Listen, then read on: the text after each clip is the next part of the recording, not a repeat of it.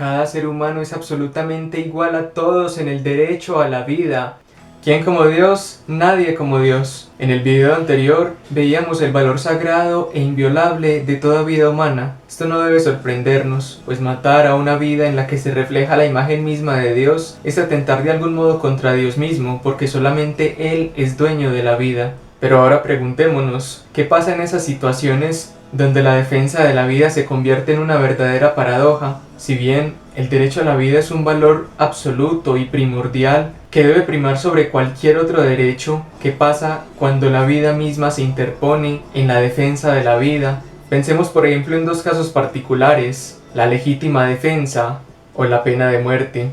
¿Qué pasa, por ejemplo, en esas situaciones donde el derecho a defender la propia vida y el deber de no dañar la vida del otro resultan difícilmente conciliables? Porque el mandamiento de Dios nos invita a amar a nuestro prójimo como a nosotros mismos. Esto implica amarnos a nosotros mismos y defender también la propia vida. Si bien es cierto que en un acto heroico uno podría ofrendar la propia vida para salvarla de otros o para defender valores superiores, como es el caso de los mártires que entregan la vida para salvar la vida eterna, ¿qué pasa por el contrario cuando no es nuestra vida, sino la de las personas que tenemos a nuestro cargo la que corre peligro? Pongamos un caso de ejemplo. Estoy en mi casa y entra un ladrón, un asesino y pretende hacerle daño a mi familia. Yo tengo el deber grave de defenderlos y claro, no atentando contra la vida del agresor. Esto debe ser de algún modo el último recurso. Se deben emplear todos los medios que estén a disposición para neutralizar al agresor sin atentar contra su vida. Pero también es cierto que en muchas ocasiones, actuando en esos momentos de suma tensión, se puede seguir la muerte del agresor, aunque no haya sido la intención del defensor. En esos casos se puede entender que fue el mismo agresor quien se expuso a esa situación de muerte y el defensor actuó legítimamente en defensa de las personas que amaba. Pasa lo mismo en el caso de las fuerzas policiales, de las fuerzas militares de un país, cuyo principal deber es defender el bienestar de la población. En cuestiones particulares, estas personas se pueden ver envueltas en situaciones donde la muerte entra a ser parte de la escena, pero ellos están cumpliendo con su deber de defender a las personas vulnerables. Y en ningún caso, la intención directa es la de acabar con la vida de algún agresor, y así puede ser la muerte resultado del ejercicio de la legítima defensa, pero nunca buscada directamente.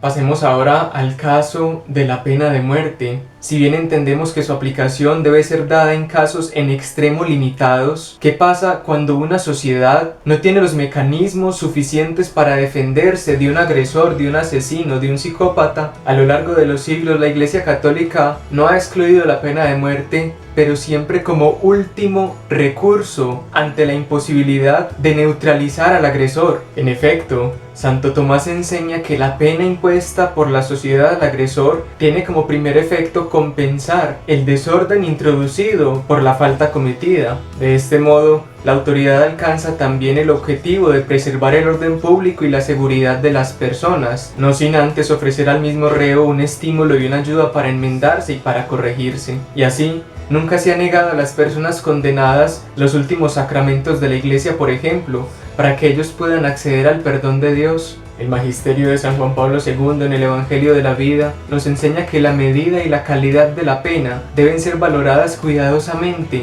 para no imponer castigos desproporcionados. De este modo, la pena de muerte se limita solamente a casos de absoluta necesidad, de los que incluso dice que en la práctica, en la actualidad, ya son casi inexistentes, porque ni siquiera el reo, el agresor, el asesino pierden su dignidad de seres humanos, siguen siendo hijos de Dios, han cometido faltas, sí, han tomado decisiones equivocadas, pero recordemos, Dios no quiere la muerte del pecador, sino que se arrepienta y viva. Es absolutamente conmovedor ver las imágenes del mismo San Juan Pablo II, apenas unos meses después del atentado que le hicieron en 1981, acercarse a la cárcel donde estaba recluido su agresor y ofrecerle su perdón y su misericordia. Ahora el Papa Francisco siguiendo en la misma línea de San Juan Pablo II, ha eliminado completamente la posibilidad de la pena de muerte en el catecismo de la Iglesia Católica, y aunque ha sido una decisión ampliamente discutida, nosotros tenemos la certeza de que la vía por medio de la cual Dios quiere la remisión de esas personas no es aplicarles la pena de muerte. Hay que buscar fortalecer los sistemas penitenciarios, hay que fortalecer las relaciones exteriores para que se den las posibilidades de extradición en el caso de países donde no hay suficiente fuerza institucional para defenderse de estas personas, pero los medios existen. La pena de muerte estuvo aceptada, pero siempre como último recurso, y ahora la Iglesia se compromete a su total abolición, para que no sea necesario llegar hasta estos extremos y brindar a estas personas la posibilidad de redimirse, porque mientras haya vida, hay esperanzas.